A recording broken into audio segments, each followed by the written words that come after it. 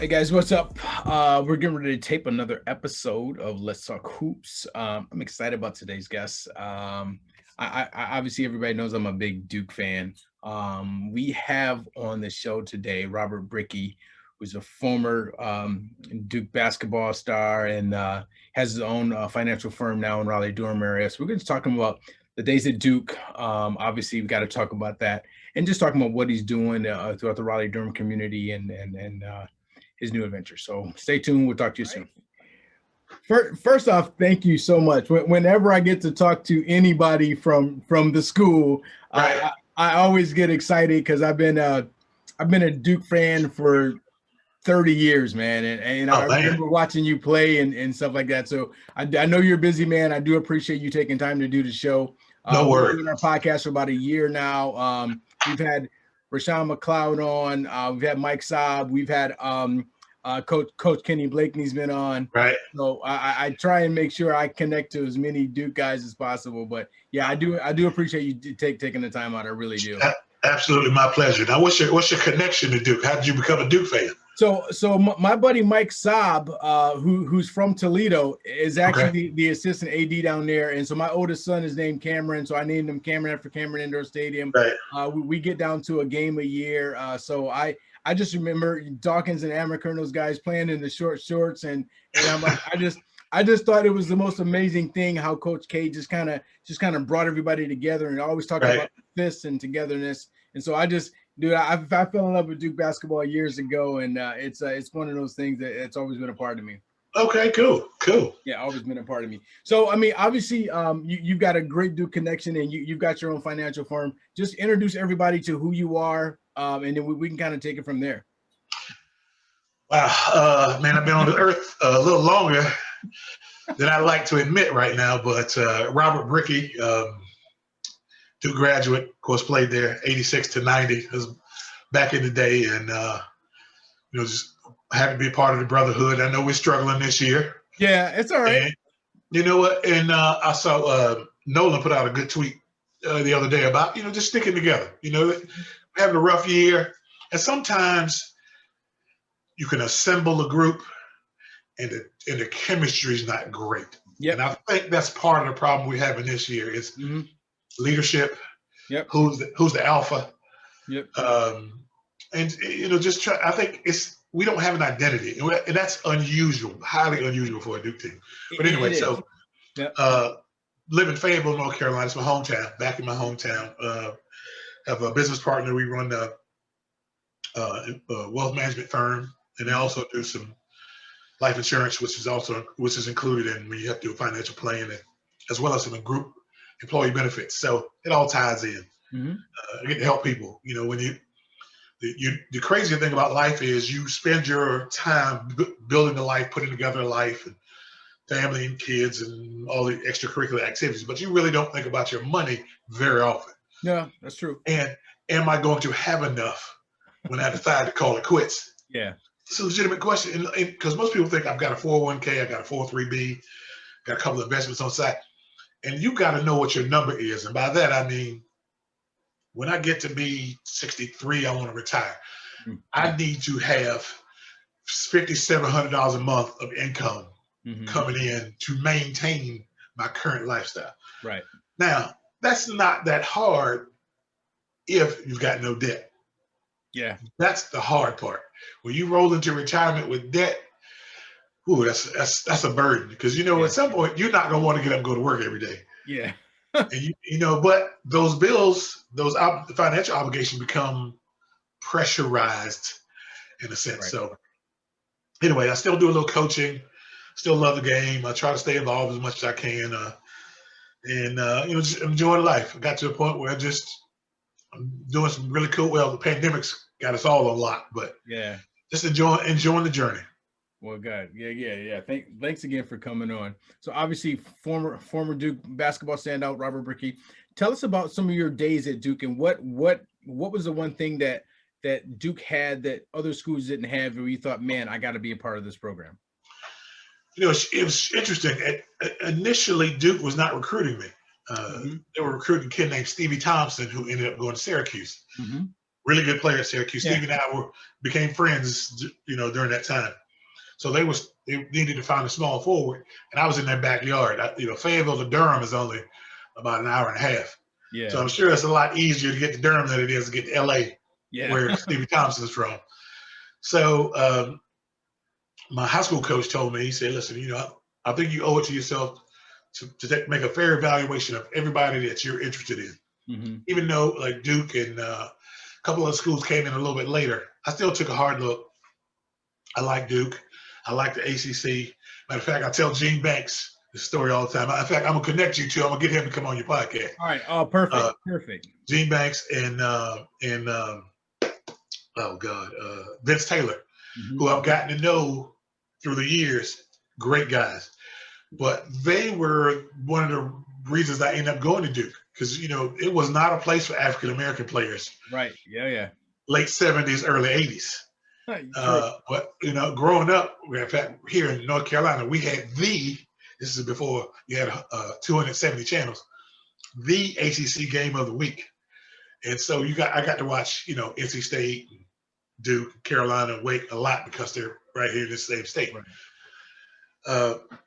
And I was like, you know what? I like the way Duke plays. I like their style of play and some things. And so anyway, when they started recruiting me, I would take a couple of my boys. We jump in the car and we ride up to watch Johnny Dawkins, Dave Henderson, Allery Billis, Amaker, Dave Henderson. We watched those guys play.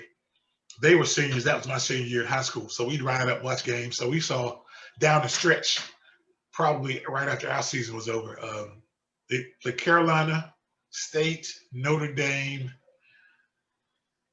and somebody else in the top 25. Mm-hmm. Just unbelievable matchups, man.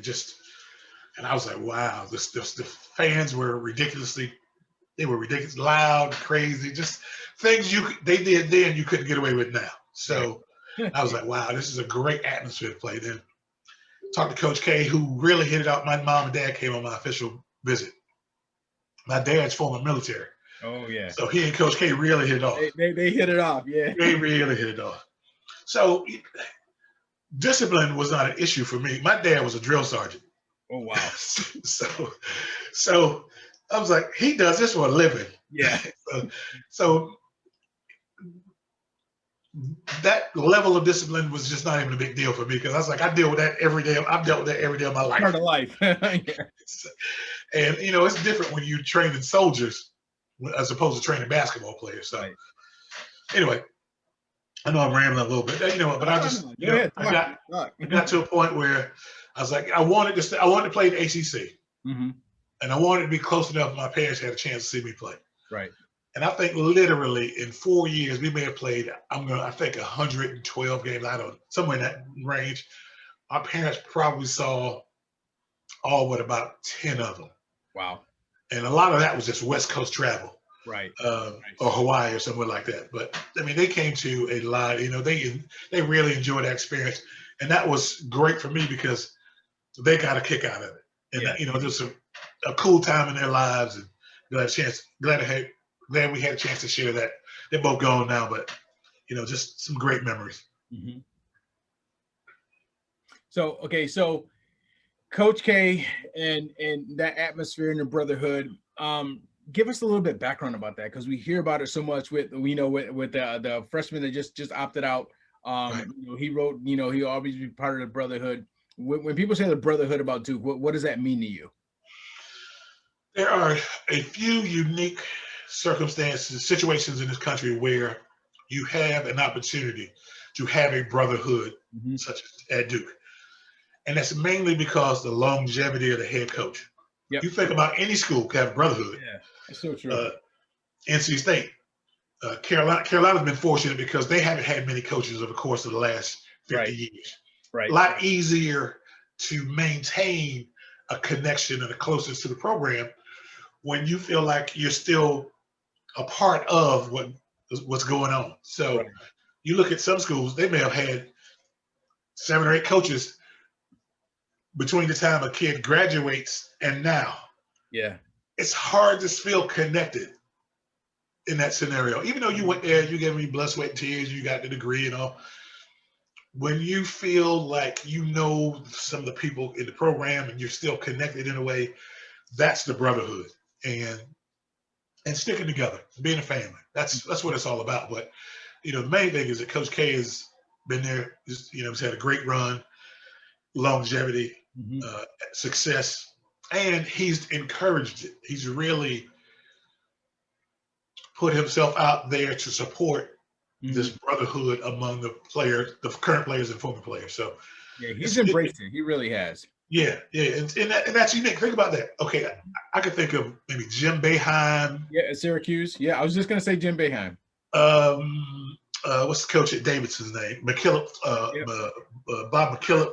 Yep. Bob McKillop. Yep. Who else? Maybe Leonard Hamilton. He's had a good run at Florida State, but not 25 years. Yeah. So I'm sure there's some others out there, but that's pretty unique. Mm-hmm. And that allows us to stay plugged in.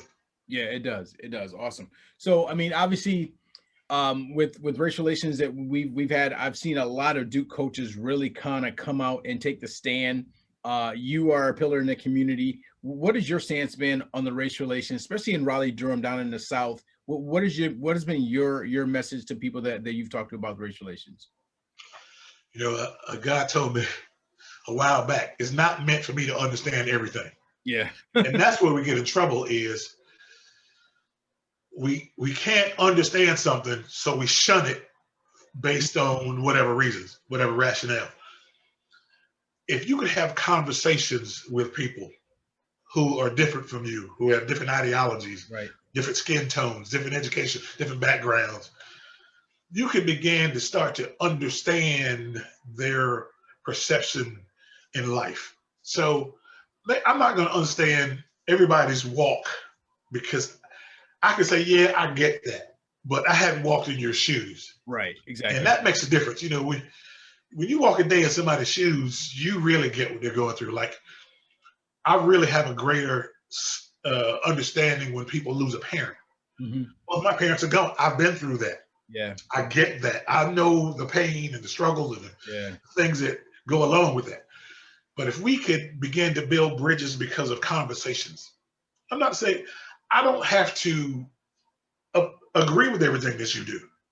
But man, if I could say, I get some insight on why you think or feel the way you do, then I'm a better person, and then we're all better as a group. So I think that's a simple thing, but I think that's the beginning of greater things. No, I that's very well said. Obviously, you play in a great era. The difference between today's player and the players in your era. Tell me what's the difference there? Man, I think the game has changed. It's more of a open floor, penetrate kick, transition-oriented three-point shooting game now. Mm-hmm. Back in the 80s, it was kind of a grinded out. Yeah. If you had a post player, you got the ball inside. Yeah. Think about that now. Who gets the ball on the block? Joel Embiid. Yeah. Jokic. Yeah. The numbers are thin. Even Anthony Davis now is really, right. He's on the outside. Yeah. I don't think of him as really a post guy because he will post up, but he's more of a stretch four in my opinion. Yeah, I agree. I agree. I want a guy I can throw it in and he's going to draw a double team or get me a bucket. Yeah. And that's not shooting jump shots. Because you think even when Anthony Davis gets the ball on the block, a lot of times that results in a turnaround jump shot, fadeaway jump shot. Yeah. With his length and athleticism and youth, he should be able to wheel to the paint and get closer to the rim, a little baby hook, maybe. Yeah. Finish right hand, left hand. So the game has changed, and so players should change. Like, it was a tougher time when we grew up. Like, I was fortunate because I grew up right by Fort Bragg. My dad was military. So we played at Fort Bragg a lot. But I also spent a lot of time at the playground. Mm-hmm. And the playground's a different place now. It's School of Hard Knocks. So playing on blacktop, with metal backboards and chain nets. And, fight might break out. Shots might ring out. Threats. Different kind of almost a Wild Wild West mentality. Yes. Kids today don't have to do that. It's No. always inside. It's always uniforms and nice courts and basketballs. It's a little different now. AAU basketball is so huge now. Kids don't play pickup like they used to. Like, I learned a lot from my older brothers and playing at Fort Bragg with grown men when I was in 8th grade. Mm-hmm. They used to kick the crap out of me. And my brothers took me there first time. He looked at me dead in the eye. My first time, I'm 8th grade, I'm 6'3", maybe 140 pounds. And he said, you said you wanted to be good. You got to play against these grown men. If you make one call or get upset, I'll kick your tail myself. Oh, wow. Wow. And they beat the crap out of me. I didn't like basketball for about the first year and a half because it was just not fun. I was getting my tail kicked every weekend. But then I got a little older and I started playing against guys my own age. It was a lot easier. So, just I'm not taking a shot at the younger generation. The game has changed and the parameters of how the game is played have changed. Yeah, I think back then it was more physical. Right. And now there's so much emphasis on offense. I think defensively, your teams were better, and those teams were better back then because the emphasis was more on defense as opposed to offense. That's my take on it. Right. Now you watch a team like Virginia. Now they're gonna score 52 points. Yeah. But you're not gonna be able to score a lot either, man. It's just no easy drives. You can protect the paint. And he's done a good job of recruiting the right kids to fit that system. That pack line, so I coach AAU at a local team here as well as, and they play pack line against us, and it's like you're forced to shoot, and they double the post, and it's a really difficult, and they end up winning like 42-40, and But you like you said, you have to find those type of kids that want to play that style. Most kids want to be 70s or 80s, they want to get up and down. Right. Yeah, you're right. You know what? And from a coaching perspective, I like watching UVA play. Mm-hmm. From a fan perspective, I don't want to see them play. Yeah, exactly. Same here. Yeah, I want to learn how to play that style, but I don't like my AAU team. We average 70 points a game, so it's like I want to get up and down because I think kids like to play that style. But Bennett does a fantastic job. I think he's a hell of a coach. I really do. Yeah, he really does, man. And you know what? It's part of being a good coach is finding the right players. They've done an excellent job of recruiting, man. In fact, they're putting guys in the league scoring 52 points a game. That's not easy. Yeah, they are fundamentally sound. Yeah. I'll talk to you about rivalries. I've got a game room here, and I've got Duke memorabilia everywhere. And everybody talks about Ohio State, Michigan is the best rivalry in football. Right. On the basketball side, I don't know if there's a rivalry that rivals Duke and North Carolina. Tell us about the Duke-North Carolina rivalry. It's funny. When I was in school, I spent a lot of time in Chapel Hill hanging out. And matter of fact, my summer after my freshman year, I played on the Junior World University team. Oh, nice. Scott Williams was on that team who went to Carolina. Yeah, Carolina guy, yeah. Right. So, we became friends, and I was like, we was in such close proximity. I would hang out in Chapel Hill, now when we step between the lines, it's war. Yeah. But for the fans, I realized it's war all the time. Yeah. Oh yeah. Oh yeah. I got to know those guys to hang out, and they were some good cats, But again, when we stepped between those lines, it was war, and just because the schools are so close together, the programs have been historically really good. Blue Bloods, and they've had iconic coaches. Yeah. Iconic players in the history of the league. Yep. Man, and just the fans are so rabid about hating the other school. Yes. And it never ends. I do not like Carolina. Yeah. Right. It never ends. It could be there's no sports going on in the summer, and something with Carolina come up, and Duke people are going to hate it. Something Duke comes up, Carolina. It doesn't matter. It never ends. And that's the difference. Yep. Some people get hyped for that week or that week of that game. It never ends. Yeah, it's not. I love beat. I don't care if it's checkers or chess. Anytime Duke plays Carolina, I want to beat Carolina. It doesn't matter. Right, right. So tell us the one thing. I mean, obviously you've coached under coach. You've played under Coach K. What's the one thing that people don't know about him? I think he's a great person. He's a great human being. He's a genuine person. But you played for him. What's the one thing that people don't know about him? You know, he is the most prepared person I've ever met. Like, if it's a game, if it's a speech, if it's an appearance, he is unbelievably prepared. I'll give you a story. I was in school. I used to work with a guy named Chip Chesson. Chip Chesson lived next door to Coach K. Chip said, there are many nights I get up and I would go to my bathroom. His bathroom was on the side of the house when he looked out the window where Coach K's film room was. And this is in the 80s. Remember that old machine you had to thread? Yeah. You had to run the thread through the machine. Yeah. And there was a certain flicker with that machine.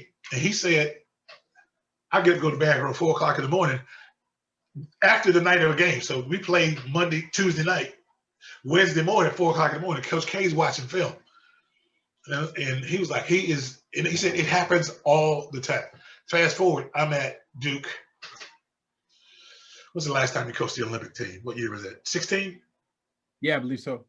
16. So the summer of 16, before they go to do the Olympics, I'm at Duke. I'm talking to his oldest daughter, Debbie. I said, is your dad cut it back any? I was like, he's still, he's getting a little older now. He's approaching 70. He said, nope. He said he still loves it. He still gets after it in the same way he did when he was younger, which it's hard to maintain that same energy at, how old is he now? 70. Coach K just turned 70. Just had a birthday. He just had a birthday. 73 or 74. So this was 16. So that's 5 years ago. So he was late 60s. Yeah. The energy level to keep up with young people, run a high level program, give it the same intensity and effort to be prepared and to be successful. That's hard to do, man. It is. So it takes a unique individual to be able to pull that off consistently. Yeah, it's my fear is that when he steps down, Robert, is there anybody that can replace him? Ooh, I'll tell you what, man. Okay, Chapel Hill went through that when Dean left. Yeah. He kind of passed the torch to Guthridge. Yeah. Which was the right thing to do because Dean was that kind of guy. But you never want to be the guy to replace the legend. No, it's going to be tough. I mean, but you got Wojo, you got Collins, you got Shire, who's done a great job. You got Johnny Dawkins, you got Amaker. There's a bunch of people that it won't. I don't know if it'll take a hit, but it'll be a different program without Coach K at the helm. I just love turning on the TV. Like tonight they play Wake Forest. I'm looking forward to turning on and just seeing Coach K because I love his energy during the game. I really. Yeah, it's again, I'm amazed at his age. Yeah, he still gets fired up now. You watch him on the sideline. Oh yeah, he still. It's not like he's just sitting there watching the game. He's intense. He's involved, and I'm happy for him because I hope when I'm that age I have that kind of energy. I hope so. I hope so too. Is the one and done rule? Is that good for college basketball? Is that good for teams like Duke and Carolina and Kansas, Kentucky, or does it hurt the game? I'm a firm believer. I think kids should stay at least 2 or 3 years, take an economics course, take a public speaking course or something like that. I just don't think the one and done rule is good for college basketball. What are your thoughts? I think if for college basketball, you're right. Because it takes out, you think about the influx of talent and the outgoing of that same talent every year. Guys in, and guys out. Imagine if those one and done stayed 2 or 3 years. Yeah. They grow into it like it. We've seen the development, the proliferation of mid majors. Here's why. You don't have 4-year guys at the blue bloods. Right. You have 4 and 5 year guys at the mid level of Division I college basketball who have become men. Yes. So I've been in this program 4 or 5 years. I've been in the weight room 4 or 5 years. I know the system for 4 or 5 years. I've been to my arrival 8 times. Yeah. I've been in it's not a big deal to me now. Right. I'm out here to win. My focus is different. When I'm a freshman, things are going 1,000 miles an hour. Yeah. I get to school in August. We start practicing October. We start playing in November. I've got 6 weeks to start learning a new system, plays. Right. If you think about it, when you are a high school kid, you're generally just better than everybody at that level. So I don't know how much you really have to learn, but there's a large learning curve. And so you got to get guys in 6 weeks and get them in the system, try to get them to buy. And you talked about defense earlier. Mm-hmm. That's one of the things that's really suffered is because I got to teach Marvin Bagley and Elton Brand and these 1 year guys. My system, and they've only got a few weeks to learn. That's hard, man. Yeah. It's a hard learning curve. It really is. Right. It's definitely a hard learning curve. So I mean, as we close out, obviously you've had a great life experience from your college years, and now you have a professional business. Give us some wisdom of things that you've learned, and what you've taken that into your professional life, and just give us some pearls of wisdom as we close out. You know what? I speak to a lot of groups and kids, and I always say this. I say, always have mentors, plural, because I'm 53. I have mentors. There are people I need to call and ask about situations and scenarios. My mentors, this guy named Jimmy Harvey, who was financial advisor in the 70s. Now, there are not many African-American black males who are financial advisors today. Correct. Imagine what it was like in the 70s. Wow. So, he's always calling me, giving me advice. And I've got some other people that are older than me, been through different walks of life and different situations in life. And we don't need a handout, but we need a hand. We all do. Yep. Amen. So have people that you're willing to listen to that can tell you the hard truth. Yep. Everybody, I don't need yes people around me. Nope. I got to get better every day. Yeah, I can. And yes people don't make me better. Yeah. The dude that tells me the truth and say, hey, you got to get better. You need to do better. It's going to help me get better. Mm-hmm. So have mentors. 2, love what you do. Mm-hmm. Life is too short to get up and not enjoy what you do every day. When you hate getting out of bed because you got to go to that job in the morning, it's time to do something different. Yeah. Because you're going to burn out and you're not going to be good. You're not going to be productive. You're not going to be good for the company. And then 3, just have some fun in life. Just enjoy the walk, enjoy the journey, do what's good for you. Like I used to run outside all the time. I got soft in my old age. I was going to run today because the sun was been out like the first time in a while, but it's like 40 degrees. And when I lived in Toronto, I ran every day in the snow. It'd be 18 degrees. It didn't faze me. Oh, man. Now, I'm like, I can't wait till the gym opens up. Well, the gym is open. I'm just scared to go because of the pandemic. But Robert, here, I'll trade you our 13 inches of snow that we got in minus 8 degrees right now. So yeah. Yes, brother. Listen, I have turned down jobs in coaching. I said, if it's above North Carolina, nope. I said, you don't have enough money. Because I do not want to deal with that. And I lived in New York, I lived in Toronto, I lived in Michigan, I lived in Virginia. I was like, no, that's enough for cold weather in my life. Matter of fact, the next move is south. I'm going to Florida. Yeah, there you go. There you go. Well, hey, I appreciate you being on. I really do appreciate you taking the time. Love the stories about the brotherhood. Thanks again for connecting. Would love to have you, if your schedule clears up in April, would love to have you come down as a celebrity guest for our golf outing for Dennis Hobson. But I would definitely love to stay in touch. Love to have you on for a future show. Absolutely. Matter of fact, maybe we get up to do. If you say you've got a team, what age group do you coach? So I coach 17U. Okay. Yep. So maybe do a camp or something, a clinic.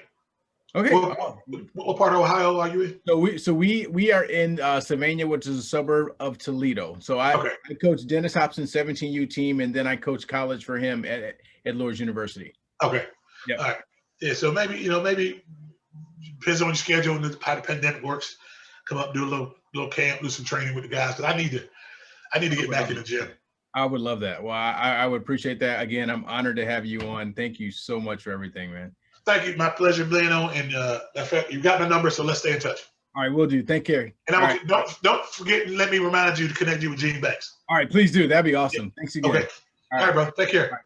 All right, good show there. Just really, I love talking to the Duke guys. I get so excited talking to the Duke guys. So just you hear it from that perspective of what Coach K has done and the young men he's molding. And Robert is just a pillar of the community and just he's done so many good things and making an impact. So just love having him on the show. So take care. We'll see you on another episode. Let's Talk Hoops. Bye.